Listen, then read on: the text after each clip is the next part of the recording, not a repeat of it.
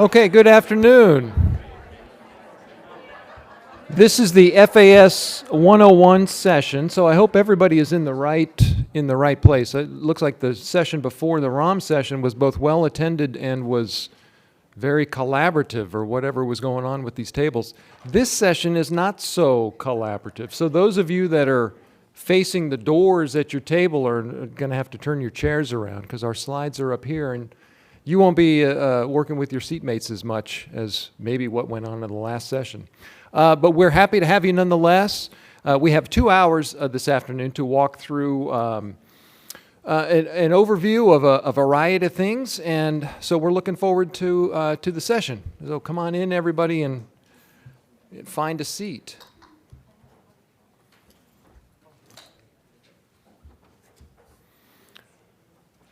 So I want to thank all of you for coming out. My name is Kurt Alt. I'm the Senior Director for the Program Operations Division in FAS as part of Global Programs. So like I said, we're going to take the next 2 hours and walk through a variety of stuff. This has always been billed as FAS 101, and as long as I've been in this position giving these talks at the FAS 101 sessions, I've never liked the name, because the 101 is appropriate. It is kind of a high-level overview, but the FAS part of the thing is a complete lie. You know, we in this presentation, we're not going to talk about most of what FAS does. We're not going to talk at all about overseas posts or trade policy or agreements or any of that kind of stuff. We're not even going to talk to you about most of what Global Programs does. There are 9 divisions in Global Programs. You're going to see representatives from 2 of them, and we're going to talk about a tiny sliver of the stuff even that Global Programs does. So the FAS part, you can set that aside. The 101 part, like I said, it is appropriate. We're going to give you a high-level introduction to a bunch of stuff, and the stuff that we're going to talk about is the FAS Market Development Programs. So this is really the Market Development Programs 101 session. If that's what you walked in here to see, you're in the right place. If you came in to hear the other stuff, I apologize now. You're just going to have to endure it. But this is what we're talking about, these 6 programs. And in 2 hours, there is no way that we could even scratch the surface of what it means to work in these 6 programs. So we're going to just introduce some concepts, very high-level stuff, give you some tips and guidance to get you started, show you where to go, and then we will assist you in the rest of the journey. But that's the goal of what we're doing today. Now, if you've spent any time working with any of us at FAS or in the federal government at all, you know we love acronyms and all of our stuff. Everything we talk about is MAP and OMB and all of that stuff. You may not know what it is that we're talking about. There was a handout that, Leah, is the handout available through the app for them? Okay. So the meeting app for this meeting, if you go in there, I guess for this session, there's a handout that we put together. It includes the slides and includes the agenda and some additional information on a few things, but it also includes a common terms and definitions document that we put together to define for you what are we talking about when we say TPGA. You may not know, it's second nature to us. We don't even think about it, but you don't understand. Anyway, I would encourage you at some point to refer to that because it may help you understand what it is that you're hearing. Now, the flow of this session today, so we're gonna go through our stuff. There is a period at the end where the formal question and answer period will stick around and answer questions as long as you have them. But I encourage you, if at any point through the talk, if there's something that's unclear, if you want clarification or you need to understand something, go ahead and raise your hand and we'll handle it as we go. You don't have to save your questions until the end. If there would be something of value, go ahead and ask it and we'll handle it there. So I want to just give a quick overview of what the programs are. And I've divided them into two broad buckets, MAP and FMD and ATP, although it's not quite the same, but it fits most nicely in that bucket. And then the other the bucket is EMP task and QSP, which we colloquially refer to as the grant programs, although all these programs are grant programs, all right? They just function a little bit differently. So MAP and FMD are the biggest programs we have, both in participation and in the activities that they cover. They're the broadest programs. They do the, you can do most anything under MAP. You can do trade promotion and policy, trade shows, missions, the whole deal. They're also the broadest programs from participation. Activities under these programs, we approve them for a single year, but it is our expectation that participation in the programs will continue year over year. There is a very stable universe of groups that reapply and participate because we understand, and we know you understand, that trade development, market development, takes years or decades. It's not something that you can accomplish overnight or in a single program year. So the funding continues year over year under MAP and FMD, as opposed to EMP, TASK, and QSP, which function very much more as the traditional grant programs that you're probably more familiar with. These programs serve specific purposes to specific audiences, and they do specific things. And if somebody is interested in participating in one of these, it's because they have an idea for something, to do something. They're going to submit a proposal to us, and it says, I need this much money to do this activity in this time period. And we say, okay, it looks great, and we give you the money, and you go and you do the activity, and at the end of the time period, it's done, the project is over, and it expires, and you go on with your life, all right? If you want to do something else, you submit another proposal. So these programs are different than MAP and FMD because they're discrete and distinct, and they do those specific things. Now, that's not to say, though, that you should think of them separately or distinctly.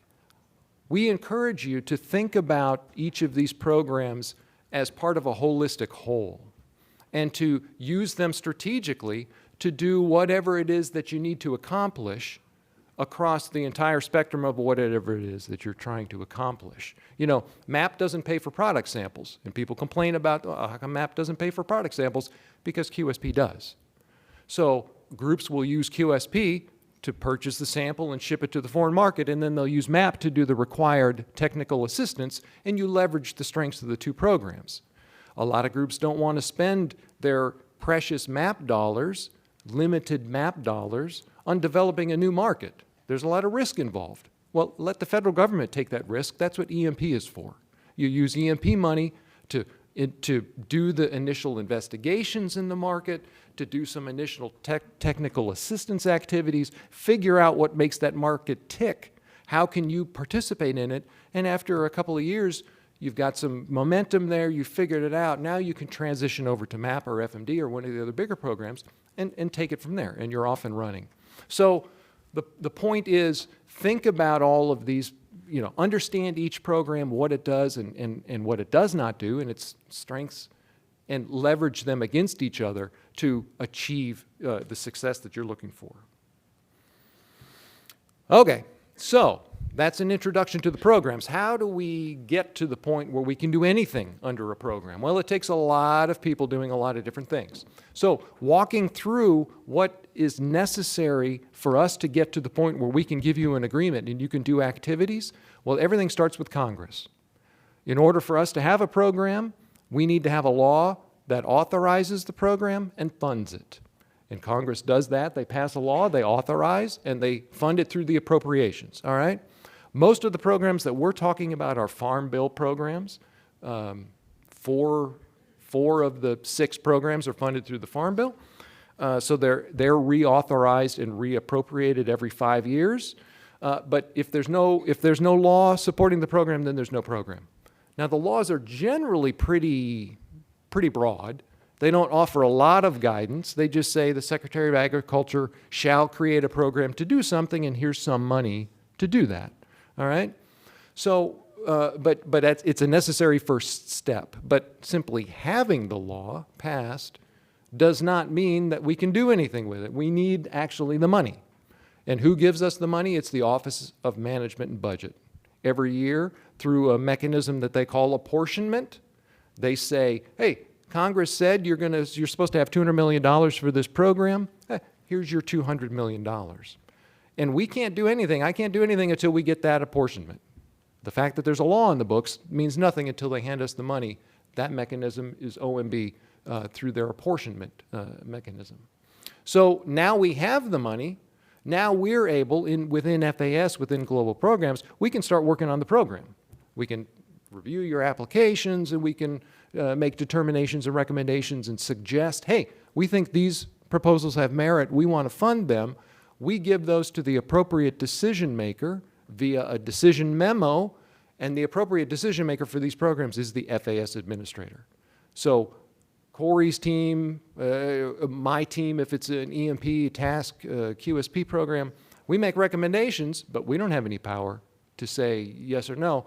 That rests with the administrator. He decides, he or she, as the case may be, puts their signature on it, and then now the decisions have been made. Now you have been allocated that money, and you can proceed. The way we inform you of that is you get an agreement, all right? That's the obligation portion of the step.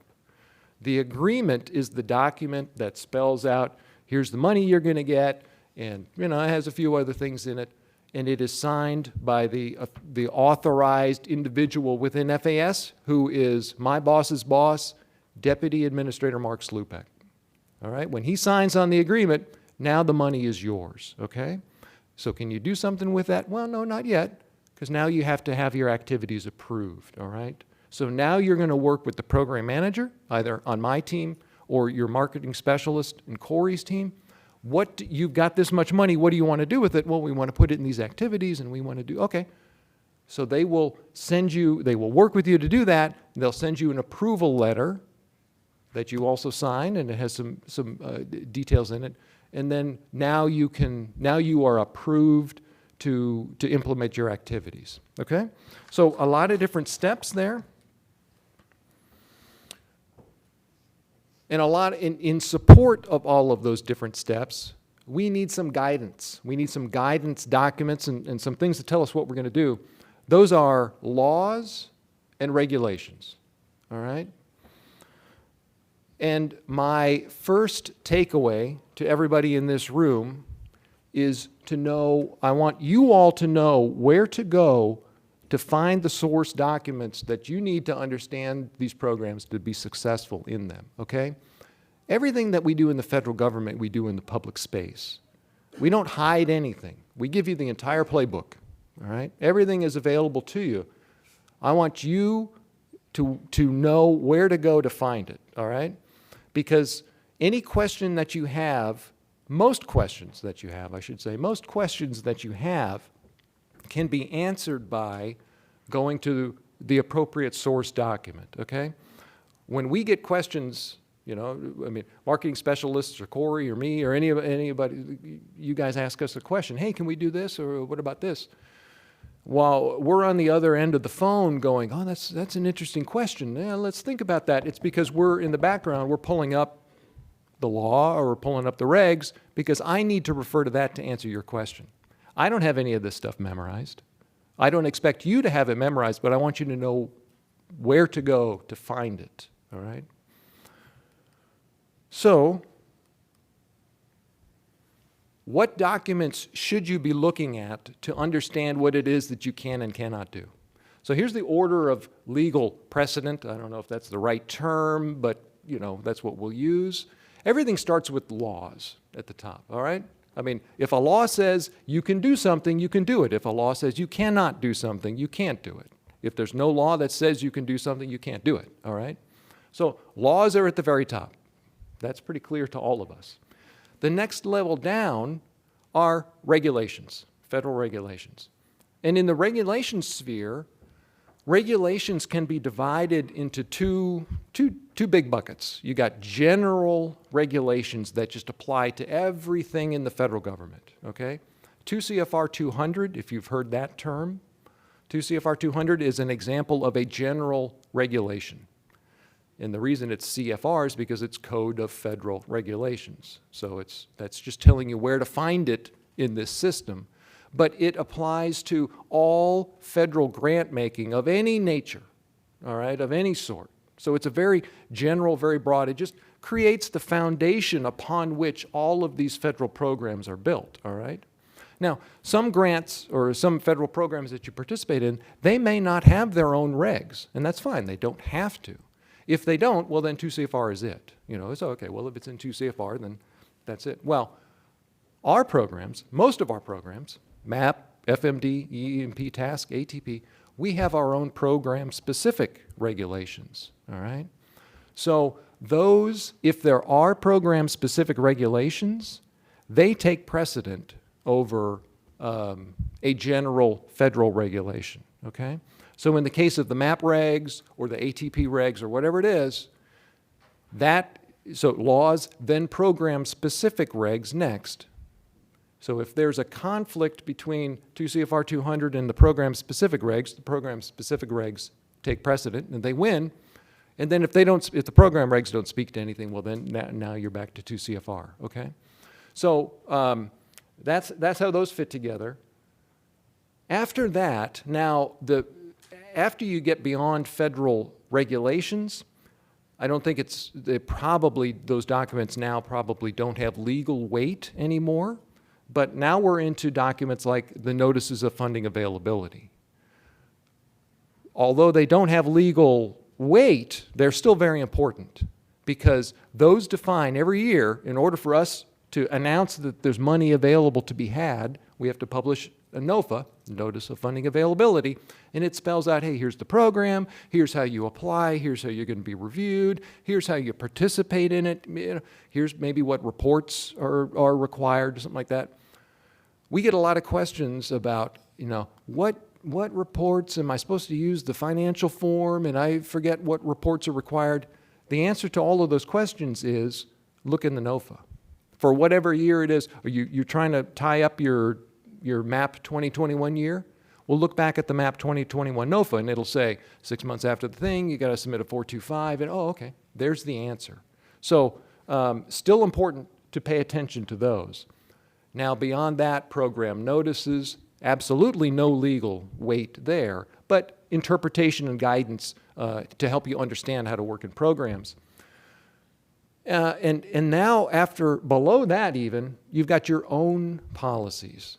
Now I'm talking about your organizational travel policies. You submitted MAP contracting procedures to us. Those are your procedures. You should be aware of those and you need to understand and follow those. Again, we get a lot of questions. Groups will call and they'll say, hey, we want to do this thing, we want to give this contract, or we want to do it this way or whatever. Can we do it? Is it okay? And my answer to that is always, I don't know. You tell me, what does your contracting procedure say? Oh, I don't know. Oh, well, let's take a look at that. Or they may say, it doesn't speak to that. I say, okay, well, that's fine. That means you can't do it. Maybe you want to update your contracting procedures to give you the flexibility to do whatever it is that you need to do, okay? Those documents work for you. Make sure you understand them and they do what it is that you need to do. You can update them at any time, but be aware you've got your own policies that you need to follow, and oftentimes that will have the answer. All the way down at the very bottom, emails from me, all right? Absolutely no weight at all there, okay? Or, your marketing specialist, Corey, any of those guys, all right? You are welcome to come to any of us, and I'm not trying to say don't ask questions. That's not what I'm saying. Please do come to us. Hey, can you help me understand? I need help with this. Of course, absolutely, that's what we're here to do. But if I tell you wrong, I made a mistake, you can't do it. If I tell you, oh yeah, sure, you can do that, and you can't because the law says you can't or the regulation says you can't, no, you can't do it. So don't, understand what you're getting when you come to us for help. We're trying to give you the best guidance we can, but if we make a mistake, you got to defer to the law, to the regulation, to those other things, okay? So this is now going to the source. Where do you find this stuff? So all of the laws in this country are codified in the United States Code, which is some gigantic, repository of millions of pages of whatever, all right? If you Google United States Code, there's probably 50 different sources for it. You don't have to use this one, but this is the one that I use because I just like the looks of it, or it's easy to navigate or whatever. I think this is through the House of Representatives. I mean, there's law schools and everybody else has all of their stuff. Find one that works for you and figure out how to use it, okay? Because I want you to know how to access the laws that we're talking about. This one I like because the format seems clean, and right up there, right in the middle, it says jump to title and section. If you know what it is you're looking for, if you know the citation, you can go right to it. So for our programs, for MAP and FMD and those programs, the citation is 7 USC 5623. What that means is Title 7 of the USC United States Code, Section 5623, okay? So if you go into any of these search engines and put in that thing, it'll take you right now. I know you can't see this. I can't, but so do it on your own time. But this is 7 USC 5623. These are the laws that establish our programs, okay? And you know, they establish the programs and they provide the funding. So it is important to know what this is because there's some important information in here. Contribution limits for MAP and FMD are specified in the law. Eligibility requirements are specified in the law. What you can and cannot do for TASC and EMP is all specified in the law, all right? So we cannot change the minimum MAP requirement of 10% through an email from me or a regulation change or anything because it's in the law, all right? So there's some useful information in here. I encourage you to go look and read it. So the next thing down, federal regulations, CFR to CFR 200, Code of Federal Regulations. Same thing. This is, again, if you Google Code of Federal Regulations, I'm sure you'll find 50 different things. This is the one that I happen to use through the archives. And our stuff, again, is in, you got to know where to look, 2 CFR 200. Ours is 7 CFR in the 1400s, all right? Depending on our different programs. This is Title 7 of the Code of Federal Regulations. You see right down there below, subchapter C, Export Programs, 1484, that's FMD regs, 1485 is MAP, EMP TASC, ATP is down 1489. Anyway, these are the regs for our programs, all right? So if you hear somebody say, oh, those FAS jerks never gave me the regs, well, they're all right here. We shouldn't be giving you anything. You guys should be going to find them, all right? Know where they are and look for them and use them. Code of Federal Regulations is every federal regulation in the federal government, including the federal travel regulations, which happens to be 41 CFR 301, okay? So 41 CFR 301 is the federal travel regulations. We reference that stuff in a lot of our programs, all right? And folks don't know. They say, hey, why do I only get 75% per diem on the first day? Or what happens when I go over the international date line? Or there's no hotels in the area I'm going to. Can I exceed? And what's the process? Yeah, it's 300%. All of those answers are here, all right? We're not making that stuff up. It's all right here. We're just reading to you what it says here. Is laundry included in my whatever per diem? Yeah, it's one of those questions there. So know the federal travel regulations as well. So these are the sources that I want you to be aware of, and I want you to be comfortable looking for and knowing how to find yourself. All right. After that, NOFAs. Again, I talked about that. Program notices, compliance materials. There used to be, I don't know if you guys, there were some compliance guides and things like that. Not sure that there still might be some of that stuff, but there are documents that they have. Standard terms and conditions in agreements. So when you get the agreement from FAS, and you're signing it on the one side and Mark Slupek is signing it on the other side. Right above that, just above the expiration date where it says this is good through December 31st, 2023 or whatever, there are 2 URLs that direct you to standard terms and conditions on the FAS website that you are agreeing to by signing that document. And I don't know whether you've ever read them. You should probably take a look at them. Now, there's nothing in there that's really crazy. I mean, the stuff in there is you will not traffic in human persons. You will, you'll have a drug-free workplace. You will not discriminate based on age, sex, and religion. I mean, there's nothing in there that's really controversial, but you are agreeing to all of that stuff when you sign that agreement. So you should at least be aware, because somebody may ask you when they come in for your civil rights audit, they may say, hey, I don't know, something. You say, well, it's in the standard terms and conditions. It's right here. Yeah, we agree to that. We're participating there. Approval letters.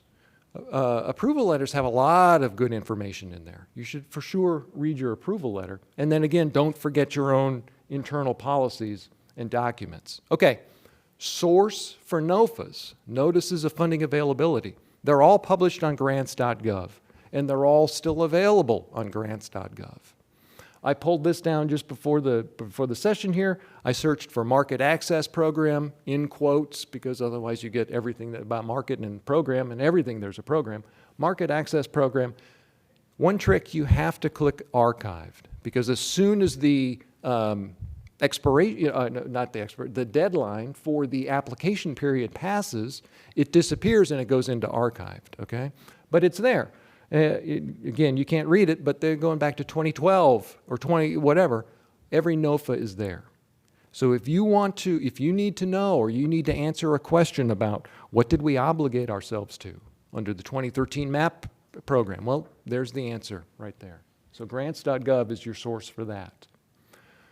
This is just from the FAS program page. If you go to the FAS website under programs and MAP, program notices are there, all right? Talking about rates for air travel and approved shows in the U.S. and the GS-15 rate. All that stuff is there. Talked about your program agreement. It does more than just give you your funding and your expiration date of that funding. It also has the standard terms and conditions and the approval letter. So the approval letter has the detailed breakdown of your funding. It provides your specific program period. When are you eligible to start activities and when must they stop, which will be different, may be different than the program period in your agreement. It indicates approval for individual activities, and it also details any specific conditions applicable to you. There may or may not be some, but if there are, this is where they would be, all right? If a particular organization, we feel like, we need to monitor stuff, so we want you to submit reports every quarter. That will be in the approval letter. And that is a part of your agreement. By signing that, the approval letter and the agreement together make up the approval package. So if it's in either one of them, you're obligated to do it, okay? So do pay attention to the approval letter. And of course, I keep hitting on this because it seems like people forget it, but your own policies, make sure you're aware of those. And we're happy to update these at any point that you need to update them, all right?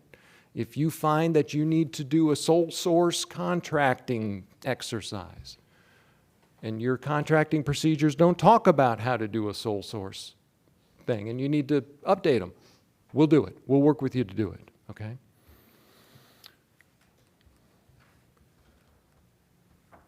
Moving on, I'm going to talk just a little bit about program kind of funding issues, and then I'm going to turn it over to Rob, who's going to dig into this a little bit deeper. But I just want to introduce the concept of the UES, which I'm sure is probably not new to any of you guys. But remember I talked about the holistic approach to our programs?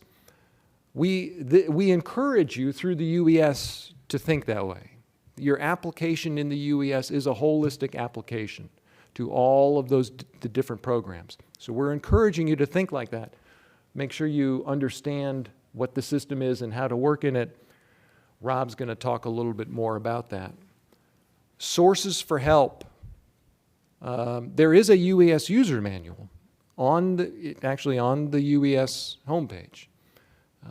Seems like it's kind of a hidden secret, but there's 400 or 500 pages of excruciating detail about how to do everything in the UES that's available for you. There are training videos. Now they're 10 years old because the system was 12 years old. The system was launched a while ago. But you know what? The system hasn't really been updated in the last decade or so they're still applicable. So look at those training videos. Others in the room here or, throughout the cooperator community, I encourage you to ask questions there if you're not. I mean, there are people at this conference on that side of the stage who have decades of experience in these programs. I mean, they've been working in these programs for 30 years. They know way more than I will ever know about these programs. And they're a resource available to you, Ask around. Hey, does anybody know how to do this? Oh, yeah, we cracked the code. We know how to do that. Can you help us out? Of course, your marketing specialist. You always want to keep your marketing specialist in the loop. And they're here with me today, our POD program technical advisors, Beth Wong and Steve Wixom. So we have, they're new to my division as of the reorganization of 3 years ago.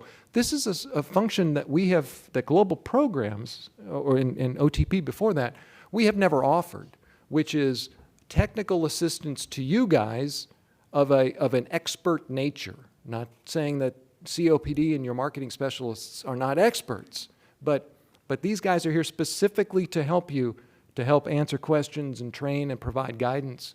I encourage you to make use of them. So we covered this a little bit, but just want to be clear. When can you start activities? Okay, your specialist called with a number. Can you start? No. You got to wait for the agreement. Okay, you get the agreement and you check the number and you signed it. Can you start? No. You need to wait for the approval letter. Do you have any other necessary documents and approval in place? Your MAP procedures, your fraud procedures, your branded procedures, if applicable. All that stuff needs to be in place by the start of your program year, and the program year has to have started, all right? If if your program year starts January 1, you can't do anything until January 1. So if all of that stuff is in place, you can launch your program and you can get going. So I want to close my portion of the talk by encouraging you to focus on running your program and worry somewhat less, I don't want to say not at all, but worry somewhat less about some of the administrative questions that I tend to get a lot. And by that I'm talking about tracking funding and carryover questions. Those are important, but we do that for you, and we will make sure you get the right money. Contribution amounts, that's a big topic of conversation in private corners in conferences like this, where somebody will come up and they'll say, hey, we're at 128% and we're thinking about pushing to 130%, it's going to be a stretch for us. Do you think it's a good idea or whatever? And my response to all of that is, no, don't do any of that. You're obligated to, for MAP generic, a 10% contribution.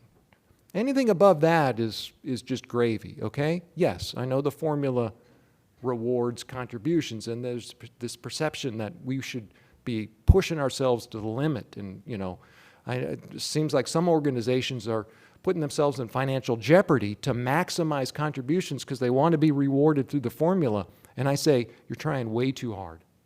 If it's keeping you up at night, if you're in danger of, I don't want to know what I'm going to tell the board because we're in such financial peril, way too hard.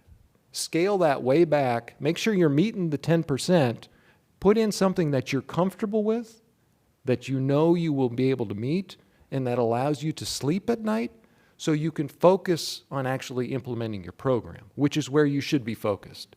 If you're spending any time worrying about money and contributions and all this stuff, that's all energy and resources that you're taking away from your program and delivering benefits in value to your members and the industries you represent, it's entirely the wrong focus.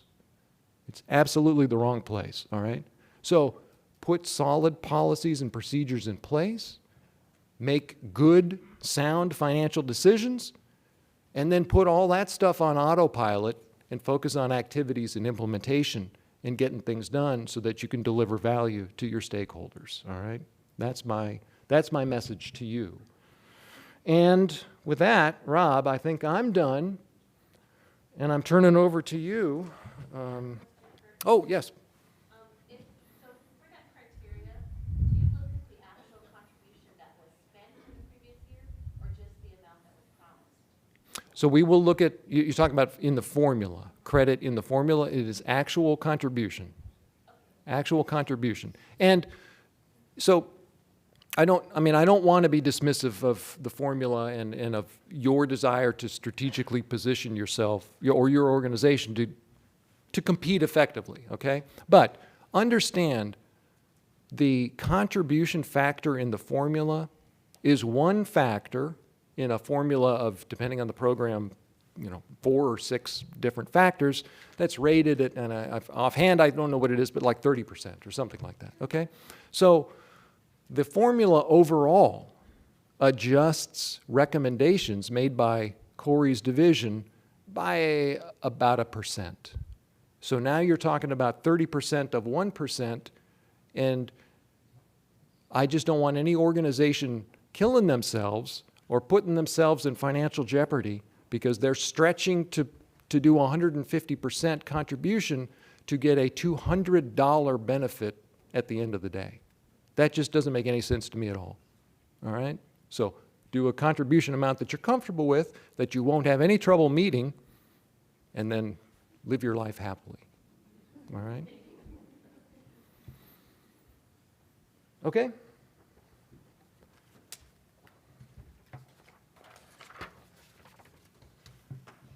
Here's, if you need it, there's, this is the entire presentation here, and you click, this is forward and back, okay? I'll send that in no time. Okay. Thank you. All right, thank you. All right, all right. Backwards, forward, backwards, okay.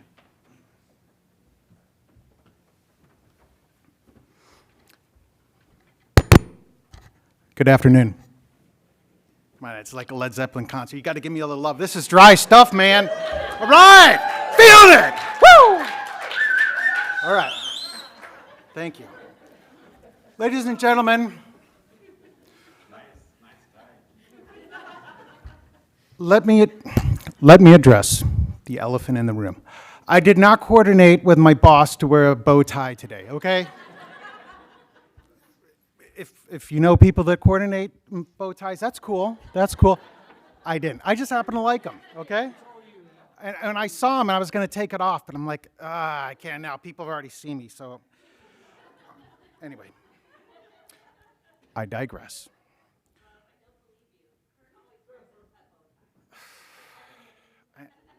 I know. And, okay, let me move forward here. So we're going to just talk about the UES online system. Love it, hate it. I was been there since the inception when they broke the champagne bottle across the bow. It was an exciting time 15 years ago. Mary was there, right? And frankly, the system was outdated the day it was launched.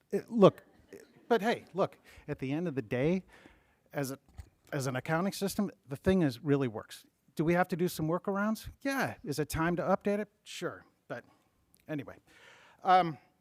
So I'm Rob Miller. I'm the team member for the MAP and FMD branch. We're the branch that makes sure that the UES is functioning behind the scenes smoothly so that your MAP and FMD programs run smoothly, of course. And so we're a small group, 5 of us total.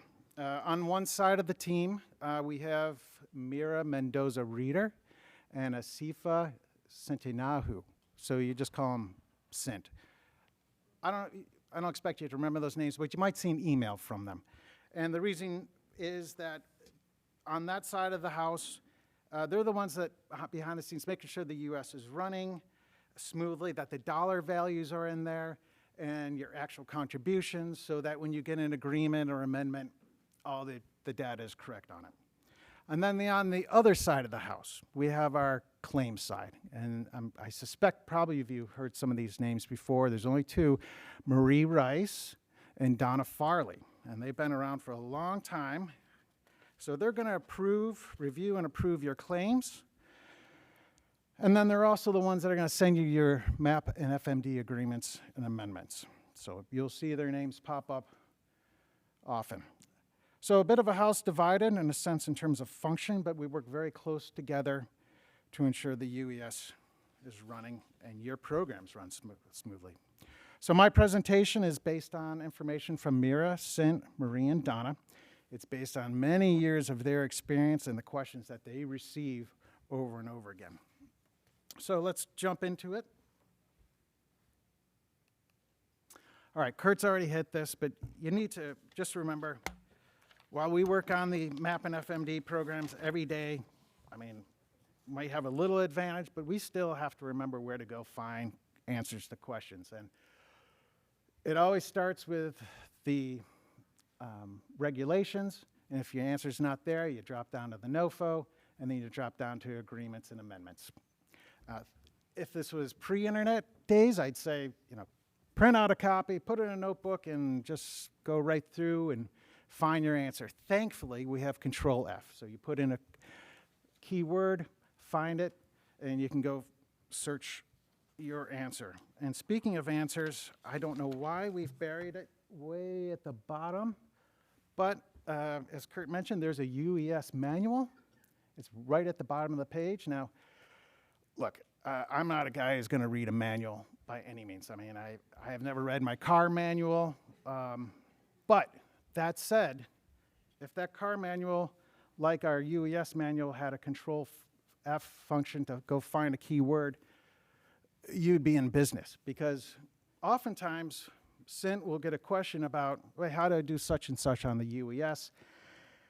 And then he just turns around, searches the UES manual, finds the answer, cut and paste, and it just sends it back to the person who asked the question. So while it's long, the answers are still relevant.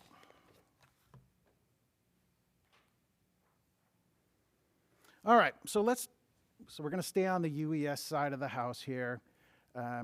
First and foremost, how do you even get onto the UES system? Well, first and foremost, you're going to have an EAuth account. Doesn't matter what government agency you're working with across the government, you're going to have to get this EAuth account, and you're going to have your own unique identifier. Once you have that, then you can send a note to our UES admin online or Sint and say, hey man, I'm ready to get on the UES. What do I need to do? And he's going to send you that form on the bottom right there. And you're going to fill out that form. You're going to provide your EAuth number. You're going to provide your UEI, which is a new thing. We're no longer using DUNS numbers. Now the government has decided, oh no, we're going to have our own system of unique numbers for organizations. Now, in the past, sometimes organizations would have one logon for the UES, and then everyone and their mother would just use that. You can't use it anymore. We're just one person, one access now.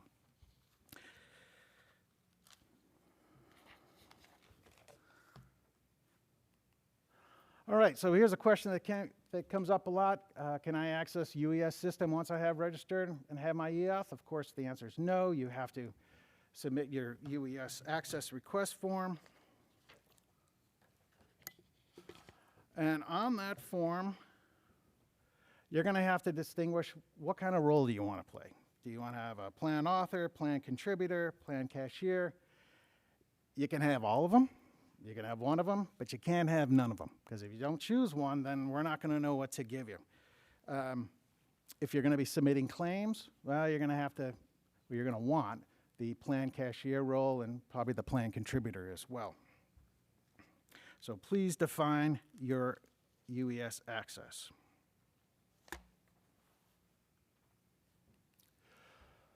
Oh, yeah. Well, this happens to both us in the agency, and I know to external customers as well. Why can't I get onto the UES? I showed up on Monday morning. I can't get it on. So here's something to remind yourself. We are no longer hosting the UES on the Internet Explorer platform. You either have to use Microsoft Edge or Google Chrome. If for some reason you still can't get on,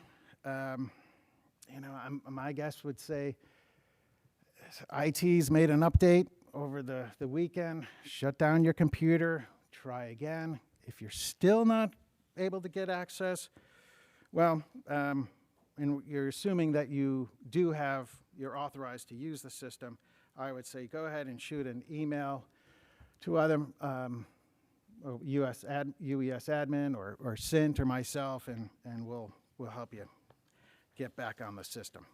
But it happens a lot. All right.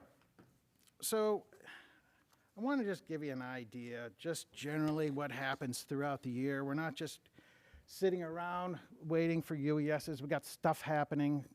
So this is generally January, February, March. This is the time when we're working on the NOFOs. Sometimes there are changes to the NOFOs, sometimes there isn't. You're probably wondering, well, why several months for it? Well, there's just several layers of approvals. It takes a long time to get it through. But once it gets published on grants.gov, then of course the starting gun goes off, and you've got 60 days after which in order to submit your UES. Now, we didn't do it on purpose. I know it's usually right around spring break or Easter, but it's just, we don't mean to interrupt your vacation time, but because there's so many different layers, that's why we try to get the NOFOs out soon, and so you can get those UESs to us. June becomes a very busy month. Highlight here is the program year. Very important. I was told to highlight this over and over again. Don't let them forget about the program year. So MAP and FMD, your program year could be January to December. So that means you have 6 months to complete all your claims by the end of June. And of course, if you're July, June, then you have until December. What else is due in June? Well, you got your actual contributions, your final claims. You have to send in your MAP procedures. And if you're not familiar with those or haven't done those these are your own internal policies for managing and governing the MAP program. So every year you got to send in the fraud and the branded if it's applicable. Whether you change them or not, you have to send them to us for Beth and Steve to review. The contracting, you do not have to send it in every year, but you can make changes to your contracting procedures at any point during the year. So basically your contracting can be sitting on a shelf for 3 years, and if they're still good and you got approval, then there's no reason to change them.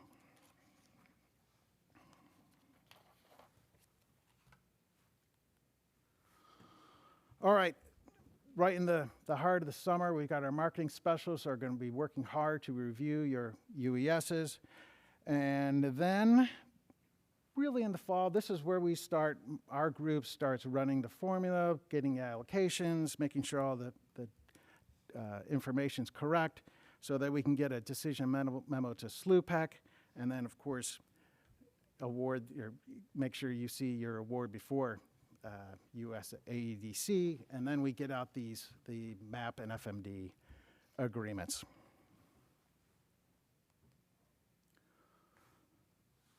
All right, there's a lot on this slide here.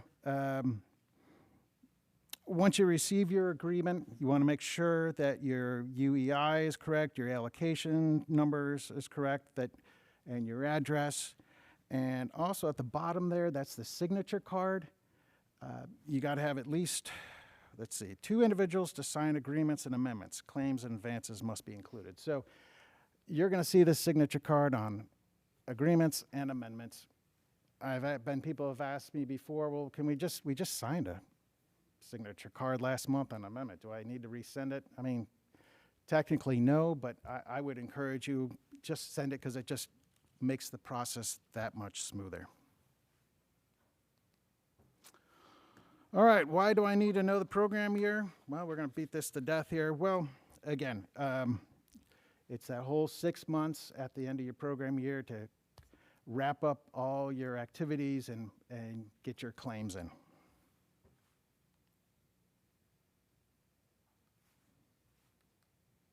All right, so that's our UES side of it. Before I jump into the claim side, is there anything that's unclear that, and if it's a difficult question, Kurt will answer it?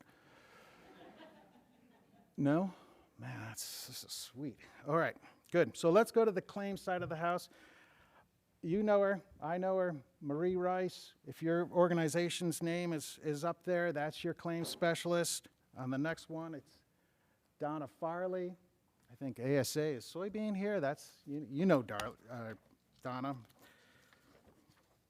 So let's talk about the whole process from start to finish. Now, you submit a claim. Does that mean you're automatically going to get paid? No. I mean, just because you put in the UES doesn't mean anything, because once your claim gets put into the UES, then Donna or Marie are going to review it and approve it. And then we move to, Kurt's going to send it off to Kansas City, and they're the bank, if you will. They're the ones that are going to pay you. And then Kansas City will send a deposit right to your bank. Now, sometimes what happens is you might submit a claim on October 1st for $1,000, and then next thing you know, you've got a refund for $2,000. And then everyone freaks out, and why is Kansas City sending me more money?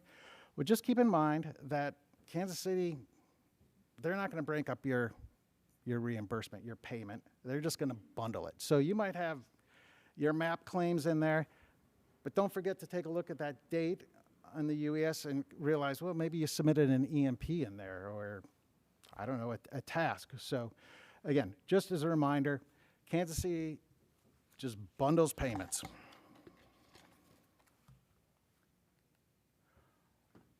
All right, timeline, 10 business days from start to finish.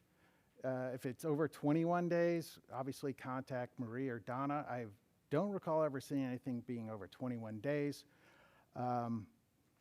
At the end of the fiscal year, Kansas City will shut down and basically reorder the store, if you will, and get all their accounting in place. So sometimes that's when we do shut down claims from being approved and submitted.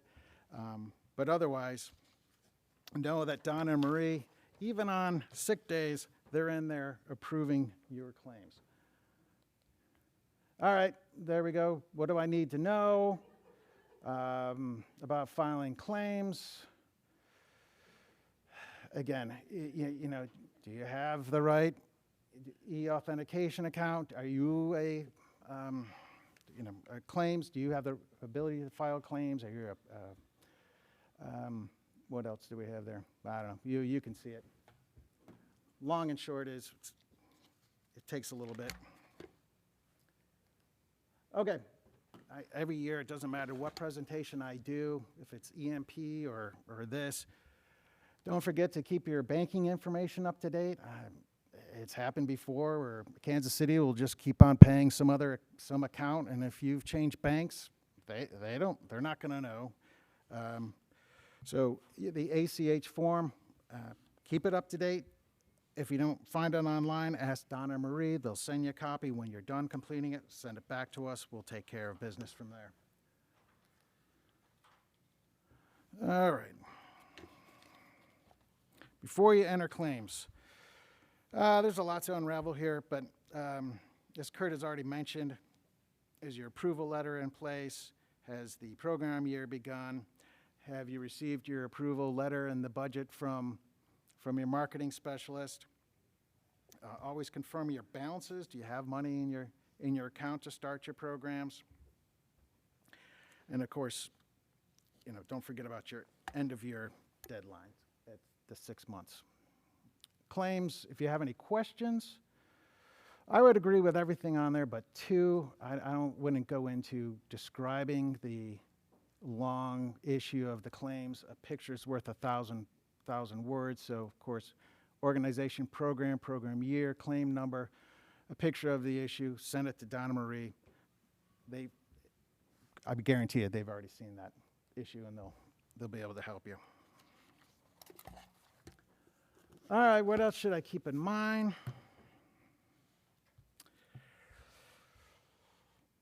Okay, we beat to death the marketing period. You got 6 months. Don't forget actual contributions. That's an important component. It's 6 months after the close of the marketing year. That's really important for our running our formula.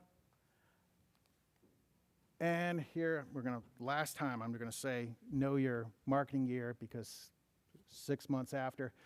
On the left side is an example of what you'll put into the UES. So they have your program year is going to start January and end December. On our side that you can't see, the system automatically says the expiration date for your program is going to be in June. Should you make a mistake and say, oh, well, we're actually in November to November group, suddenly the system's going to say, well, your end of year is May. Come June 1st, your claim specialist is going to submit a claim and all heck's going to break loose. So it happens, but it's just something to keep in mind. We can fix it, but it just, again, sends off bells and whistles and, well, I think you get the point. All right. So that's the end of our old MAP and FMD group. So who we have up? Corey, Mary?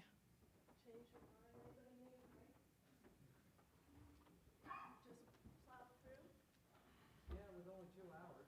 I mean, if you need to get a refreshment or take a break, go ahead, please do it. But yeah, no, with only 2 hours, we're not planning on a formal break.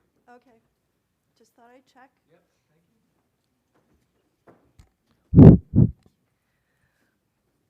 You guys look like you're taking a nap.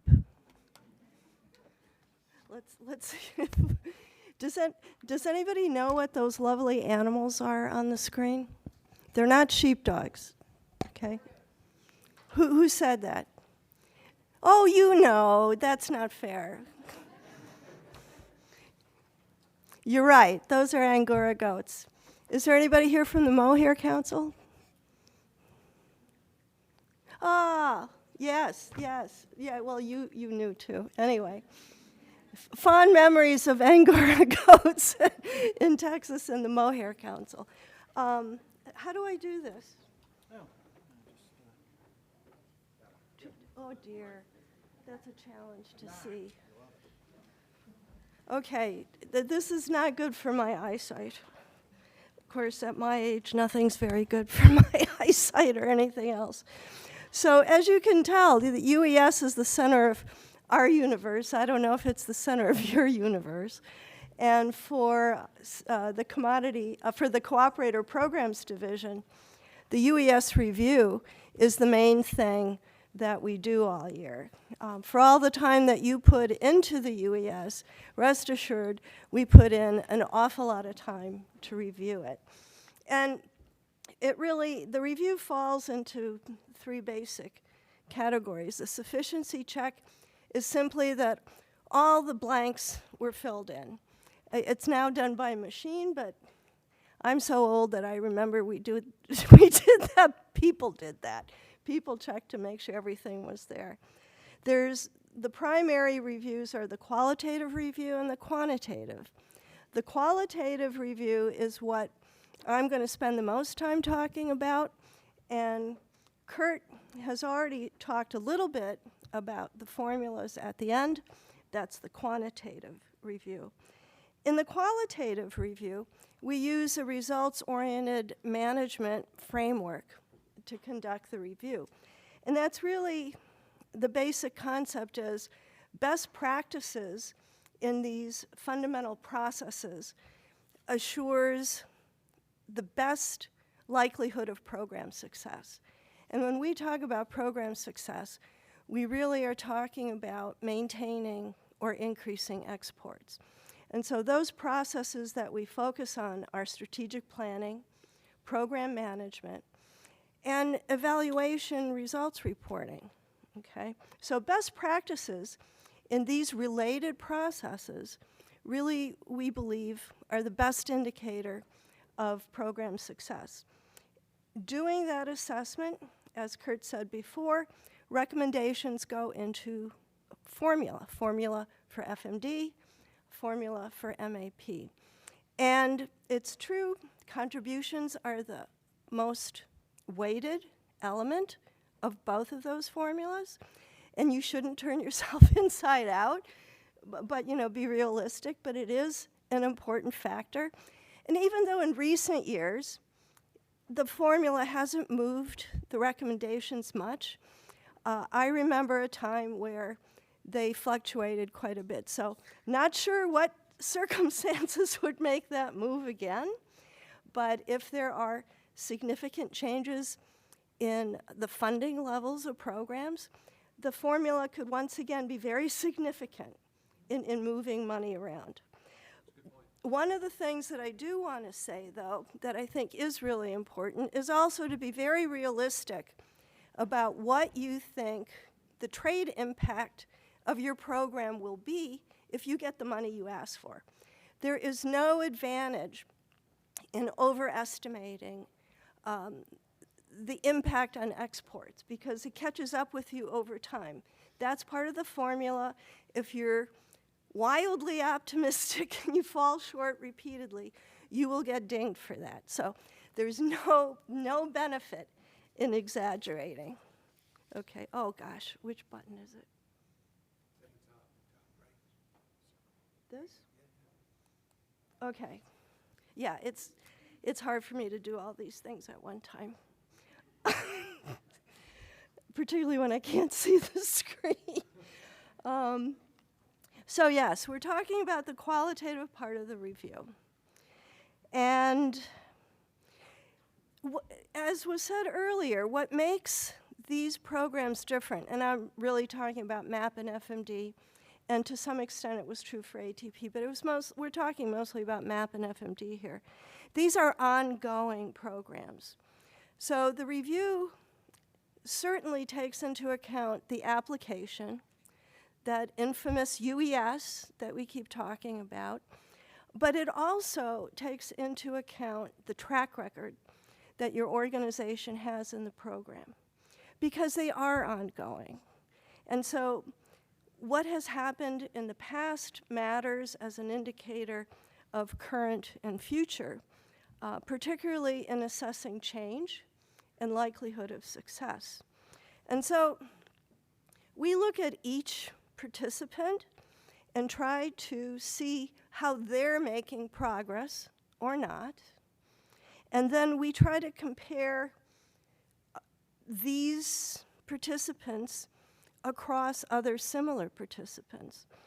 And this is a more recent part of the review that we have included these band meetings, which is based on the size of the program. Now, I think, Corey, you were going to say a few words about the band meetings. Sure, Mary. Maybe, Rob, if you could slide down. So, yes, so he can have a mic. Can everyone hear me? All right. Okay. So,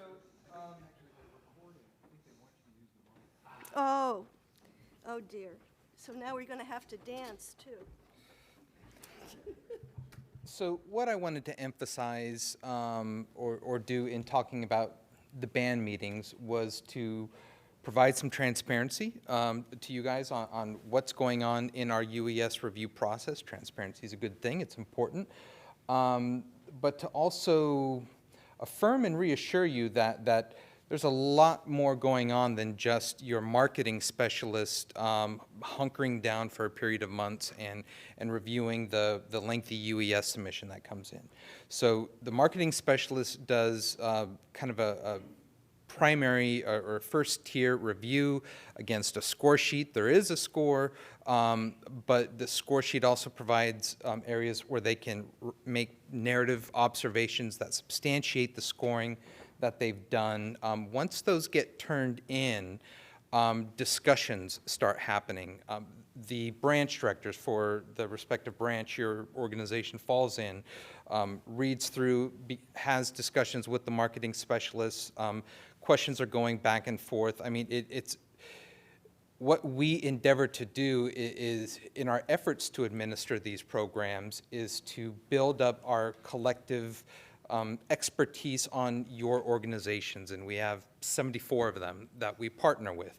It's important for your marketing specialist to be deeply familiar with your specific sectors, as it is with the branch directors and myself, to have an accumulating knowledge of what's going on across the groups. So there's all these discussions back and forth going on with the branch directors, the marketing specialists. When the review sheets pile up, I start looking at them. I start entering into the discussions.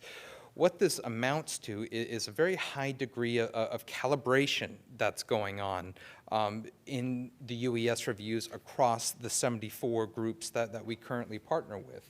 What it ultimately culminates into are the band meetings, where we have 4 meetings where we try to group organizations that are operating relatively comparable programming levels. So we kind of separate everyone into 4 groups where we can have conversations about the proposed funding levels for those groups with our deputy administrator. The marketing specialists get 5 minutes to do a very quick readout of their UES review. We display a score sheet which shows how they were scored, kind of top-level observations, top markets, compliance issues. Were there, when was the last compliance review? Were there findings? If yes, were they minor? Were they major? Major can be certainly in terms of a dollar value, but major findings can also be things that are really systemic within the organization. You know, maybe the dollar value isn't. Yeah, we're jumping ahead. Okay. You'll be back. All right. Okay, no, stay. Don't go away. Don't go away. Don't go away. So, you can see that this is a very elaborate process that takes a long time, but it's providing a lot of context to the discussions, and really it's providing fairness and comparisons. It's not fair to compare the Mohair Council directly to the Meat Export Federation, for example, you know? Though certain characteristics would be looked at in all the programs as key indicators. And that's sort of what I'm getting at with the results-oriented management framework for the basic review. And so the first key element of that is the strategic planning element. Okay, I gotta do this again. There. Okay. And so these are some of the key elements that fall into that bucket. There's this concept that we used to, it's kind of gotten out of fashion. We used to refer to a comprehensive industry strategic plan. It was something that FAS recognized in some of the participants that were really effective in their international programs, as they had this strategic plan that was broader than the UES. It was broader than international. The key attribute was that it included some domestic issues and constraints, because many times some of these things have a direct bearing on what you can do in the export markets. And so we termed this comprehensive industry strategic plan because it was so beneficial for these organizations when they were planning their export programs. Now, it's not so much about having a separate document, but having that sort of thing whether it's not likely to be in the UES because that's the international portion, but in the industry planning processes so they can be taken into consideration while doing the planning. This is another very key factor that we look at, is how broad is the industry participation in the planning process. Again, it's been our experience that the organizations that have the broadest participation tend to have the best planning process, the best plans, the best programs. So we look for that.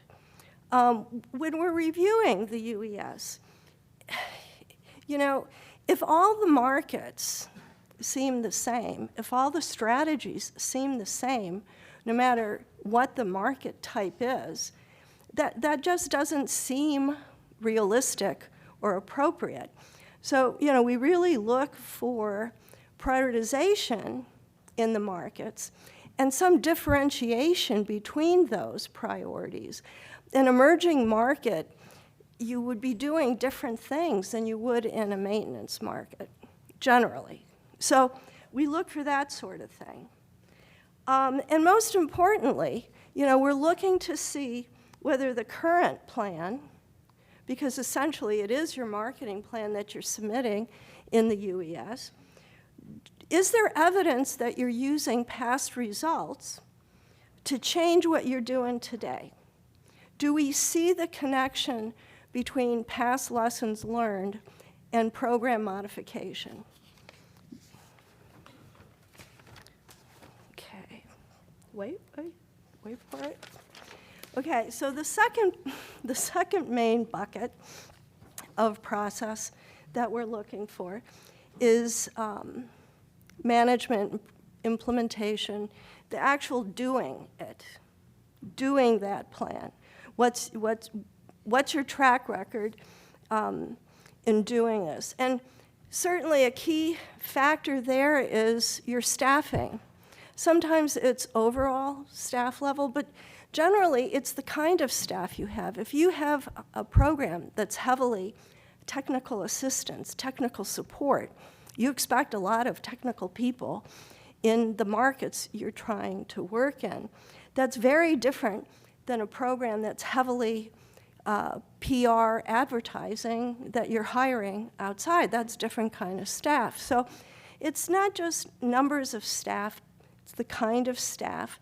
And do you have enough of what you need to do what you've proposed? Okay? Have there been compliance issues? Ta-da! Yeah. Okay? Again.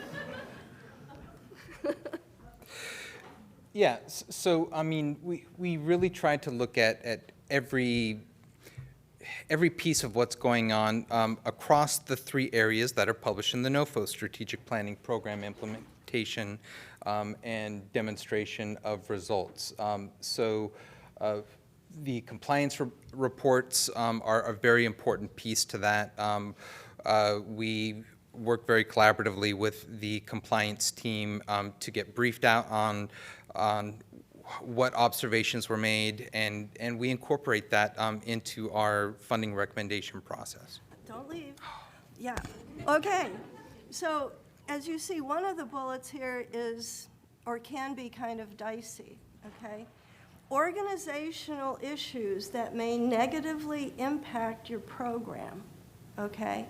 Now, what do we mean by that? I'll give you a couple examples, Mary.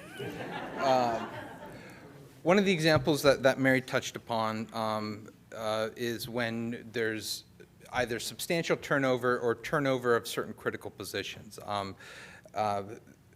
That certainly might create a, not necessarily concern, but just put FAS in more of a observing mode to better ascertain, you know, do we have the same level, increased or decreased level of confidence with some of the turnover that's going on. Another important thing that I really want to emphasize is communication.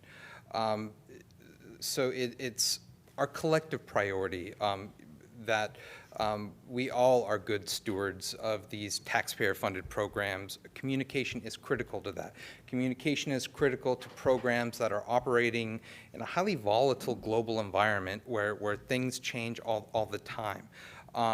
It's important for you to communicate your needs, your changes, anything programmatically topical to us, and so we're aware. One more before you sit down. Okay.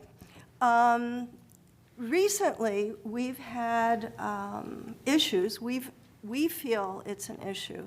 The overuse of global as a region in programs is growing. And there is an appropriate use of global. And then there is a, gee, I just don't want to bother identifying what I'm really going to do, and it's more flexible and convenient to figure it out as I go along. Yeah, fair enough. I mean, we want these programs to be as flexible as possible for your implementation. And it makes all the sense in the world to have that flexibility, to have kind of a global catch-all where you're going to be doing some activities in kind of a basket of markets that don't clearly fall into regions. But where it becomes challenging and where I'd argue it becomes somewhat detrimental to your organizations as we go through our process is if global is really, if the expenditures, say, in the previous year were really being driven by a handful of markets, you really should break those markets out and fully articulate the market conditions, constraints, performance measures. If it makes it more opaque for us to really ascertain what's going on in your UES, it arguably undermines the strategic planning and program design components that we are charged to evaluate. Isn't he a good student? I have to say, life goes full circle. Corey used to be a marketing specialist who worked for me. And now I work for Corey. What did I do? What did I do? But we've been having fun. Okay. No, but this is absolutely critical, what we've been talking about, because this part of our assessment, really, we're trying to see whether our participants can show, they can demonstrate progress in the market. We've said it over and over again, market development is a long-term proposition. You don't start with a zero budget every year. We're always looking at what you had last year and moving into the future, okay? Are you doing better, the same, worse? What's going on? Are you showing progress in the target markets? If you have a significant portion of your plan in global, how can you possibly show progress in a market? Particularly with types of activities that are targeted, trade missions, things like that, promotions. I mean, those are not global functions. You can have publications that are used possibly all over, but I'm saying it undermines your ability to report results. Anyway, that's our 2 cents. We see this as a growing trend, and it's not helpful to you as a participant. It's not helpful. You have a lot of flexibility without doing that. Okay, time to do this again. All right, so this I found over the years to be a really handy tool that helps look at your plan, look at the quality of your performance measures. Gosh, I think this was 2012, when GAO, we get reviewed all the time. GAO, OIG, OMB, the whole alphabet soup of, I don't know, I'm sure I'm leaving somebody out. But back, I think this was 2012, they came in, and we're going to do a review of us managing you. And they interviewed us and said, well, what do you look for? What do you expect? What do you look for? And it was really handy. They came up with this list based from our interviews that we have been able to use ever since as a checklist for people, for our marketing specialists, for cooperators, to look at their own work. By the way, we did pretty well with this. This review showed that the UESs that they randomly selected had very high percentages in the 90s of all of these characteristics except methodology. And we spent the next couple years getting that back up into that range, and we tracked these figures for a number of years, and when we were confident, it's pretty tedious to collect this data. So when we were pretty confident that we were meeting well into the 90% on all these characteristics, on all the performance measures that were coming in, we stopped tracking it.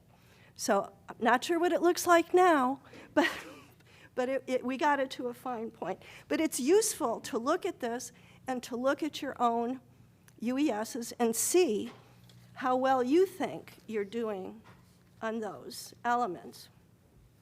And this is the most important piece. And this is why I'm saying too much global, too much general, hurts your ability to do this part. And this is the main part we look at, okay? Evaluation and results reporting. Do you have an evaluation system or plan? I mean, what does that mean?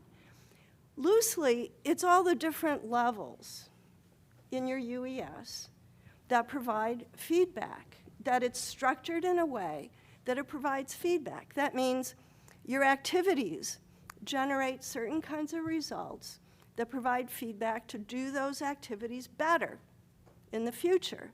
That your annual performance measures that are structured on your constrained opportunities are generating measurable results over time. That's the key to progress in a market, okay? Are you using market research? It's really hard to evaluate something if you don't have some kind of a baseline, if you don't have a starting point, okay? So market research, for many organizations, is a key component of evaluation. Do you use third-party evaluators? It's not required.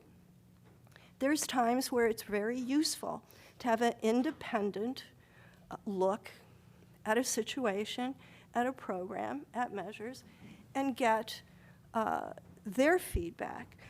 But it's possible to do evaluations in a market or program-wide that are generated by the participant themselves.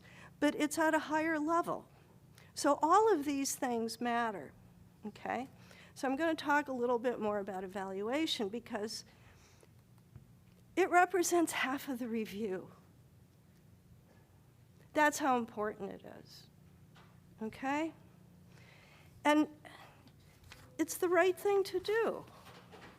It's the right thing to do, and you have to. We have to. Government programs are all expected to have measurable results reporting. I've been in the government longer than I'd like to say, and every year there is more and more focus on data and data-driven review and data-driven everything, okay? And our programs really were focused on that basic requirement. That's the Government Performance Reporting Act. I can't remember the year. So in the law, I believe, it says that the purpose is to maintain or increase exports. And so that's the goal. That's the goal. And that's what we look for in this evaluation results reporting assessment.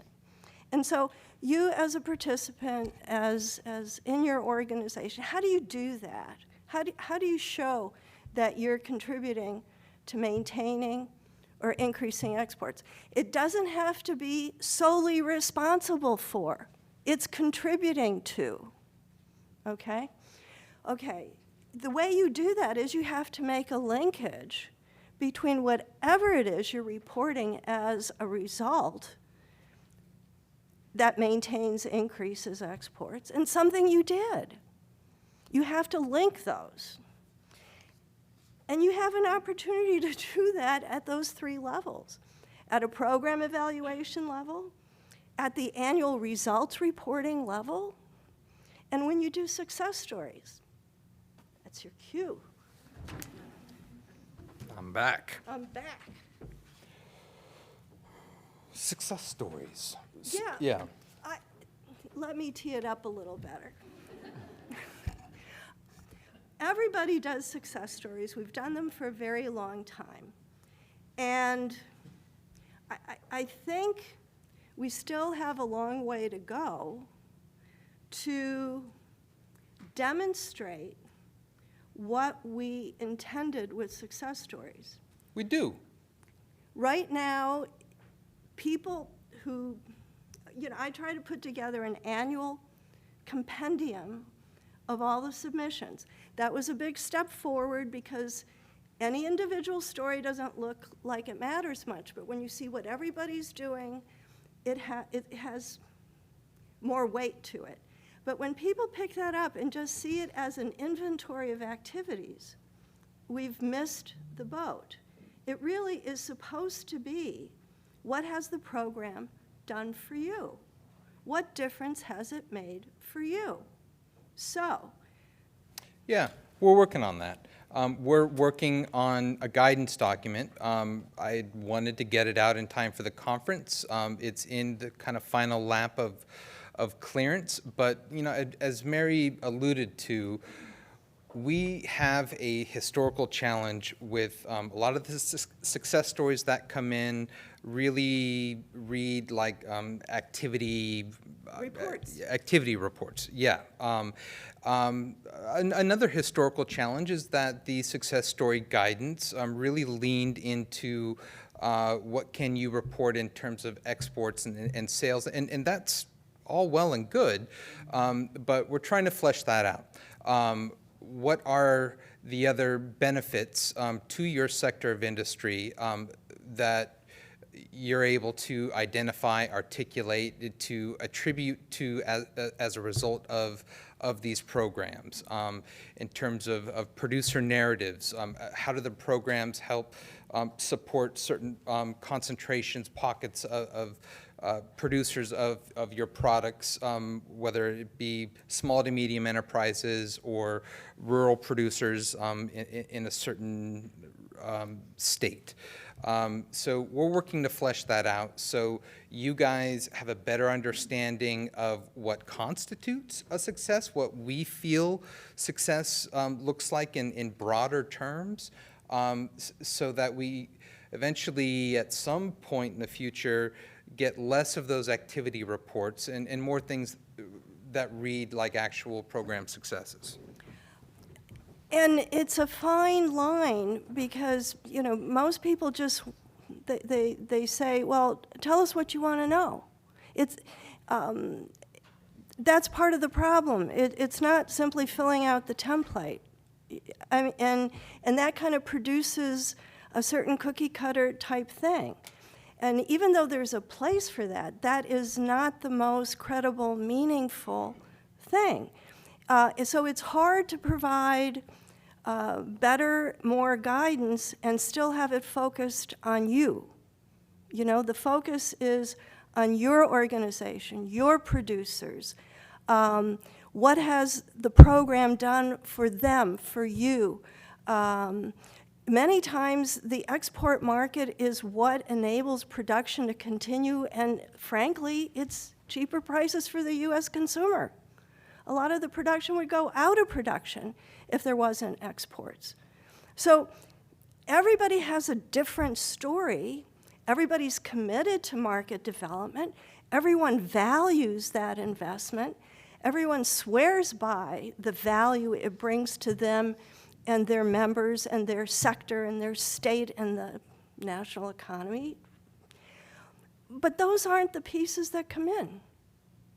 So we want to provide more guidance, but it isn't, what does FAS want to hear? What FAS wants to hear is, what is your best story? Okay? So I just want people to think more along the lines of what it has meant to you, your organization, and your members. Okay? So, I have a question or a comment. If we go back a slide. Uh-oh.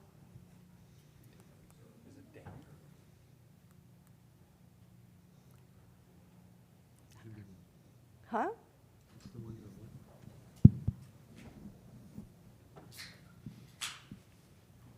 I pressed every which way. So the little bit of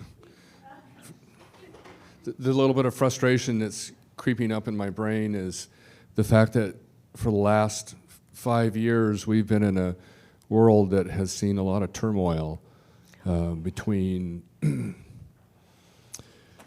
additional tariff barriers, COVID. We're facing huge issues with shipping. Yes. A drought in the West. Yes. So, when the focus on of a success story is maintaining or increasing exports, there's these huge factors that are dragging our exports down. There's no question, and everybody understands that. But it's the timeline we're looking at. I mean, it was, it might have been 6 months ago now. The administrator asked me for historical success stories. I could come up with a dozen, just from, but there's so many more. I mean, it's opening up, Japan for beef. It's what happened taking advantage of NAFTA over the decades. It's without market development programming, a lot of the market access breakthroughs would not have happened in terms of trade results as quickly and as big as they did. And there's no question that the COVID and the shipping and a variety of things over the last couple years. But what about before that? And what about now that we're coming out of it? We're not out of it. The shipping now is as bad or worse than it's ever been for containers. Well, I'm sorry to hear that. I thought things were improving. But I'm trying to get at things that are longer term. I know that the market development programs have helped keep some people in business, that the export markets kept them producing when the domestic market disappeared, okay? Those kinds of things that over time, some people have been in the program since the late 50s, okay? Most people have been in the program since the late 80s. These programs have done a lot of good. It is hard for us to put our hands on those examples. It's only one kind of thing.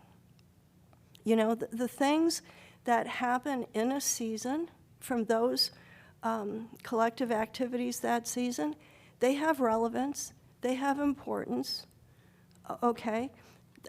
A success story isn't one kind of thing. I'm just saying that we have gotten to the point where we get so many activity results that outside people don't even recognize what the program success is. They just see it as an inventory of activities. Well, if that's how people perceive it, that means we've missed the mark. And of course, in tough times, you're not going to have the same kinds of things or as many as in other times. But we're breaking export records. Somebody's doing well. So I'm just encouraging people to think in different ways about it, that's all. There's not one answer. Do you have a projection on when the guidelines might be available on that? Before the start of the next program year, which will be January 1. But that's the gist of it, is to think along what is your best story is not going to be the same best story of somebody else. And so we're hard-pressed to give you a template to fill out to capture those. So I need people to think along those lines, okay?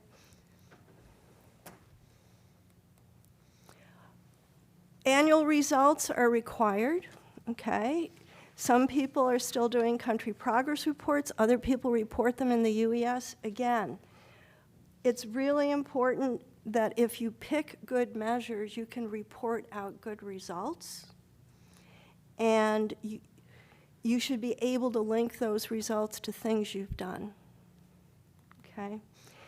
And the best way to improve reporting at that level is to be specific.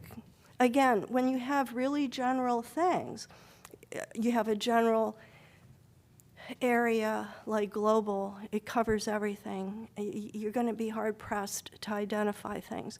Even on a constrained opportunity identified within a market, if it's very general, you'll be hard-pressed to show change.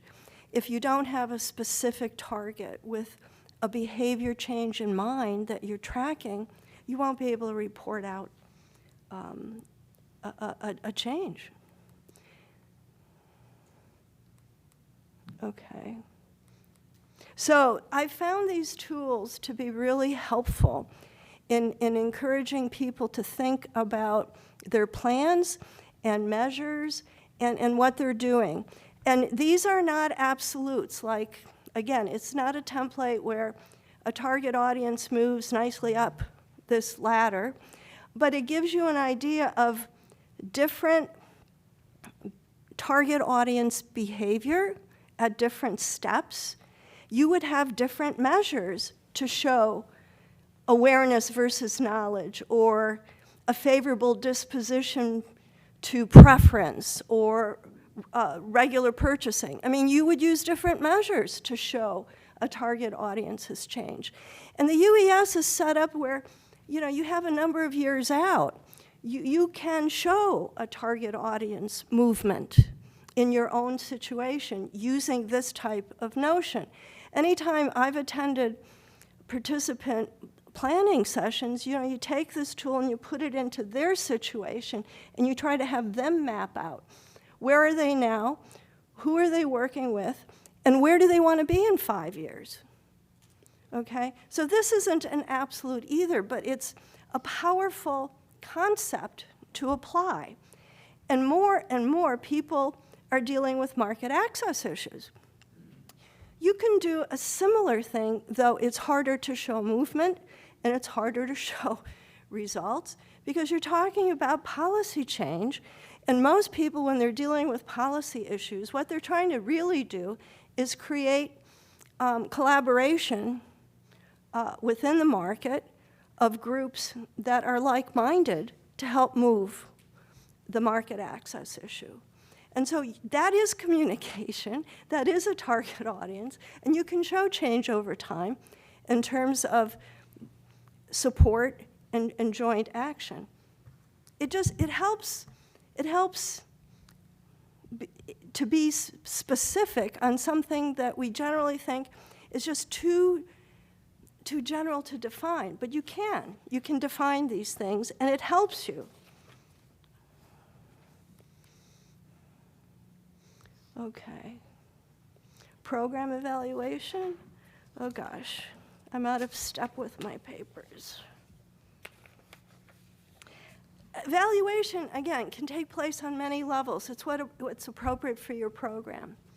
Sometimes it's, you know, a country region needs to be reviewed because there's been enough change. A participant can do it, a third party can do it. You know, it's just as important to know why something is working as why it's not. And people lose track of that. It's like, as long as exports are going up, hey, we must be doing something right. But then when they're not, you don't know what you're not doing that you could have been doing, okay? And we require some type of evaluation summary every 3 years. Q. You can talk about. Yeah, so some of you will recall that, and most of your organizations should have completed an evaluation in program year 21 when we had it set as an annual program requirement. Now it's every 3 years, or if FAS specifically requests you to do an evaluation of your program or component of your program. But the evaluation has 7 criteria, which are stated in the program regs. There they are. You are required to submit on a cover letter, kind of a summary of how the evaluation hits across these points. They're fundamentally a good thing because they serve to support and strengthen the strategic planning and the program design, which we are ultimately evaluating in determining budget ceiling levels. Ironically, the things in red are usually what's missing. Now, perhaps every evaluation is not going to address the export component, but recommendations for future programming being missing, explain that one to me. Why is that missing on an evaluation? Okay? So, I don't know. I think a lot of this is common sense, and it's still not there. Okay? And right now, this isn't a problem, but it can easily be. If FAS is reviewed again, and they dig into certain aspects of this, and they check our records, they'll find we're not meeting our own requirements. That's a problem. So please, pay attention to this. Talked a little evaluation plan. We consider everything you've submitted in your UES that has evaluative content to it. A great place to summarize your intent would be in an executive summary. Feedback letters talk about this and are also really important in this area. Feedback letters, Yes. near and dear to your heart. Yes. You know, the feedback letters, once upon a time, well, they were inconsistent. What we've been trying to do in the past few years, and will continue to do so going forward, is to use the feedback letters as another kind of transparency mechanism, as I mentioned earlier, to provide you some balanced feedback of where your strengths were in the UES review process, and where there's some areas that could benefit from some improvement. And it might even be some things that weren't wholly linked to the UES. So it might be something to the fact, well, a lot of organizations have been encouraged to either diversify markets or something to that effect. Or conduct an evaluation. Conduct an evaluation. For those groups with low ATP expenditure rates, we use the feedback letters to really encourage that. So ultimately, they intend to trigger a conversation between you and your marketing specialist, the branch, myself, whomever, about your unified export strategy. Yeah. Yeah, sometimes there could be a suggestion from a field office that ends up being in a feedback letter as a suggestion for something to think about or look at. It can be a very important communication tool, so need to look at it closely. This is just a simple summary to highlight content in whatever it is you submit as a success story. Again, linking some accomplishment to what you've actually done. I get success stories that don't even mention the program name. Okay, I kind of have to figure out that must be MAP because you're a MAP participant. I mean, that's hardly linking what you're doing to some kind of outcome. So that linkage really is what makes it credible that what you're doing has an outcome that matters in usually some kind of trade context. Outcome is an impact. Output is implementation, okay? You can have implementation results of how many people came and how many seminars you ran, and all those things are wonderful in fulfilling the implementation of your plan. But it's not telling you what was accomplished with it. That's an outcome. So you want to focus on outcomes, okay? They're used for many purposes, and it's a simple kind of journalistic who, what, where, why, when. And the most important one is so what? I read a lot of this, and when I'm done reading it, it's like, what is it that you wanted me to know? What is it that you wanted me to know about this? I'm not sure. So that's the qualitative review. We make recommendations. We go through all the steps that we discussed. Those recommendations go in the formula, and bingo, you get your allocation. I hope you had as much fun as we did. You don't look like it, but I'll pretend you did. Any other questions or comments? Did we run way over? No, we're 5 minutes over. Okay. Questions, comments? No throwing of fresh fruit or rotten fruit? I have two questions, actually. On the feedback letter recommendations, are they really recommendations that we have a choice to implement or not?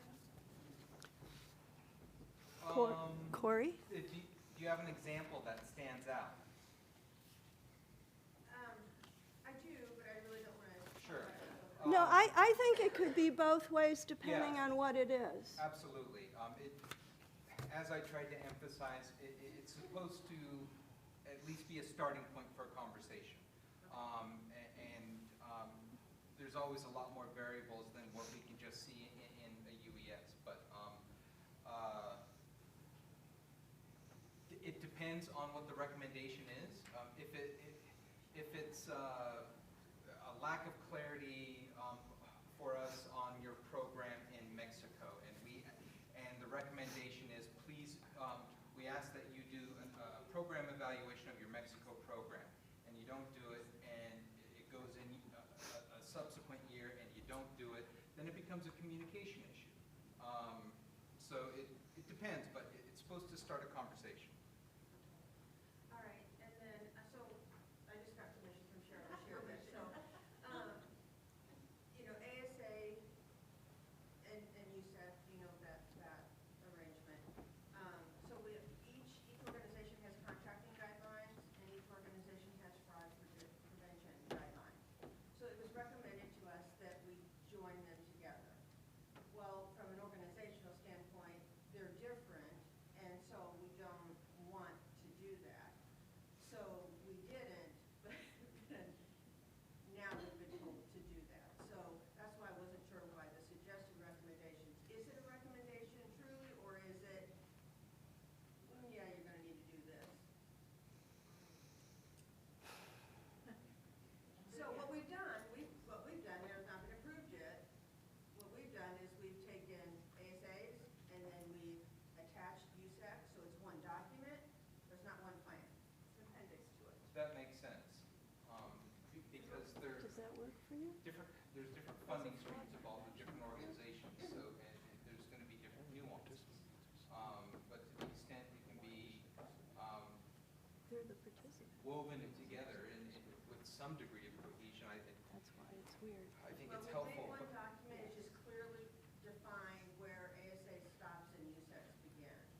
Appendix on it, so we know it's separate for Is USEX. this something back there? Gotcha. And that was an easy enough, but, you know, again, we're in the process of doing that now, and we need to submit so it can be approved. But that's why I asked the question, because we didn't make any movement on that, because it's obviously for obvious reasons, we don't want the same plans, but. Sure. We took it as a recommendation only to find out later that we needed to do it. So that's why I was asking. And my understanding too is when we received our approval letters, I know it's over the years, you know, it's really just approving ASAs when USEC also submitted ours along with them at the same time. So we assumed that everything was being approved and we were told it was just really ASAs that was being approved and we should put them together as one. Gotcha.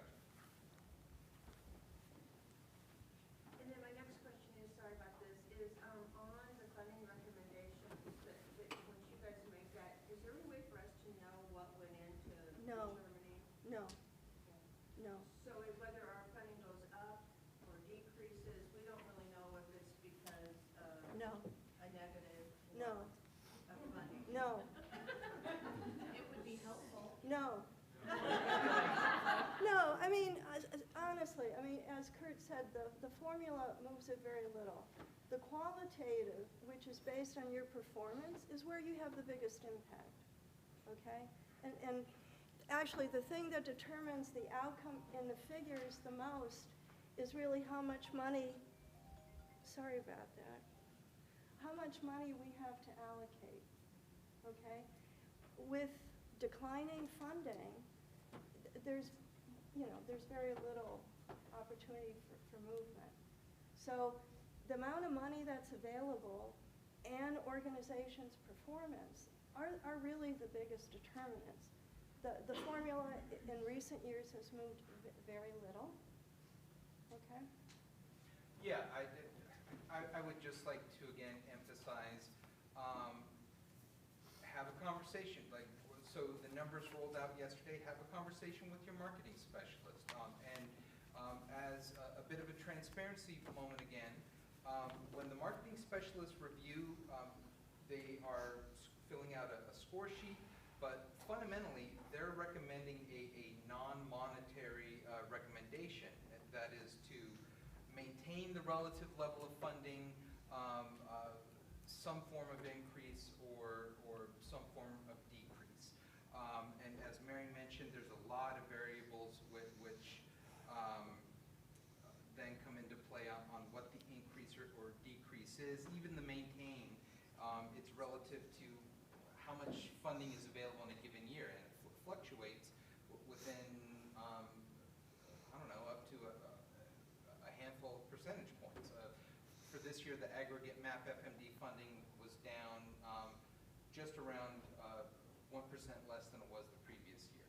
So a maintain would be somewhat relative to the previous budget, but a little bit lower based on funding availability. And I should add that, yes, we use scoring sheets. They're just a tool. They're not an absolute, okay?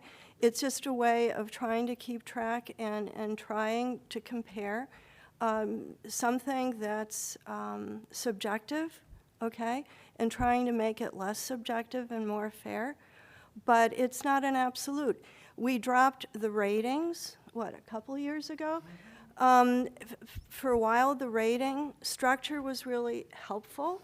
And then when so many groups fell into highly effective, it stopped meaning much as a category, okay?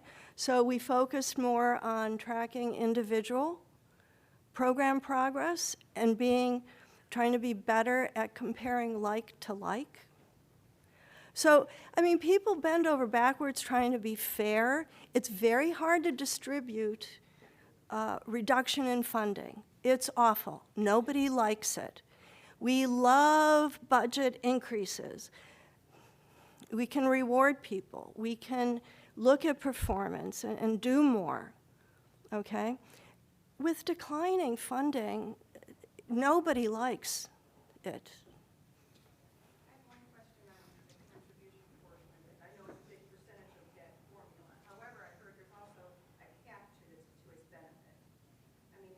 Well, I wouldn't say there's a cap to the benefit. I think it's just that we've been doing it for so long, and it's been pretty stable, and those factors are pretty much in balance. That's why I say if there is a major change, like we should be so lucky that program funding increases dramatically, we may have considerable movement in a formula.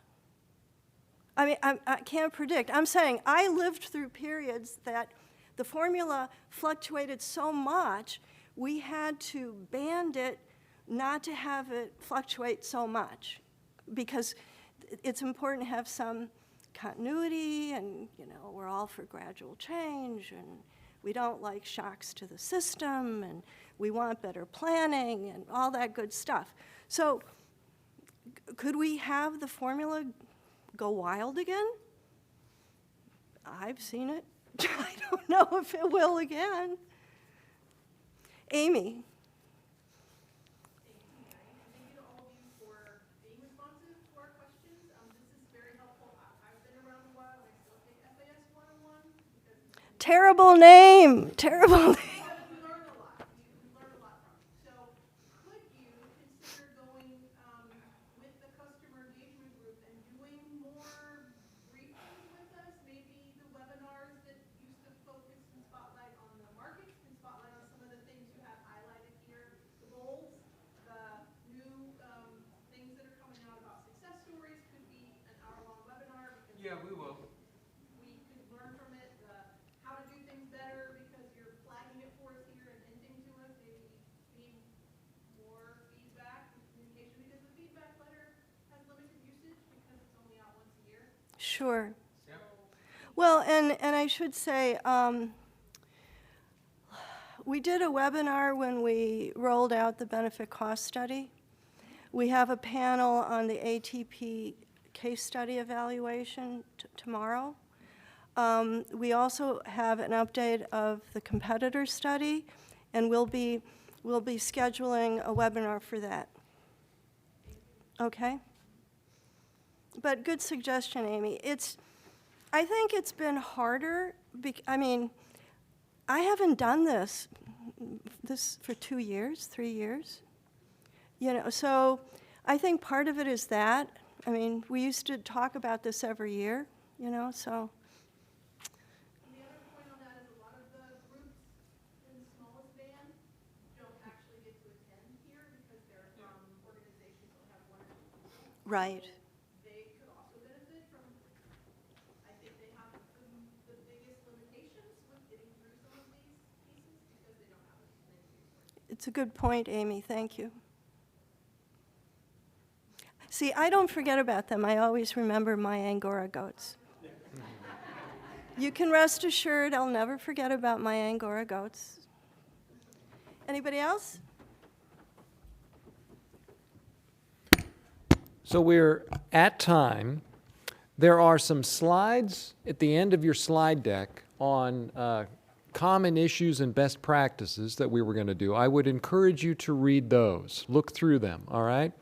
There are pointers in there, common issues that we see. I want to just highlight 2 of them, I think. One of them, and you're going to hear more about this tomorrow, there's actually a compliance session tomorrow afternoon. But there seems to be some confusion in the cooperator community about ATP contracts and MAP contracts. You have separate contracting procedures for both programs. They're separate programs. The activities are separate. The contracts are separate. You need to follow your ATP procedures when you let ATP contracts, and it seems like some groups are not doing that, that they had contracts in place under MAP, and then ATP came along and they said, well, we're just going to slide this over. We're going to add ATP to this existing MAP contract. That may or may not be okay.